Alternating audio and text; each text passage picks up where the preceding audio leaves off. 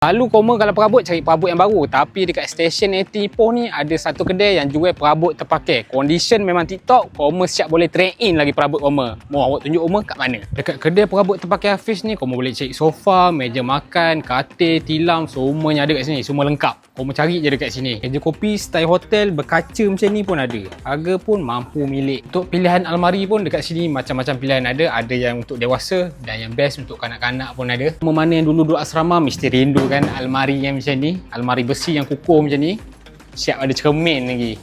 Tadi awak tunjuk almari yang baru, ini almari yang terpakai. Dekat sini koma nak trade in perabot pun boleh. Untuk pilihan design meja makan kat sini pun macam-macam set nickel ada, nak yang marble ada, nak yang kayu ada, nak terpakai ada, nak yang baru pun ada. Koma pilih mana yang koma nak. Study table macam kat sekolah dulu pun ada dekat sini. Untuk kualiti perabot terpakai kat sini, koma jangan risau. Setiap kali perabot terpakai masuk, dia akan servis dan repair balik, bagi cantik cun-cun, jual balik. Untuk pengusaha homestay yang kekurangan bajet nak beli tilam dengan katil, koma boleh datang di sini, dia ada jual yang terpakai punya, kualiti masih terbaik.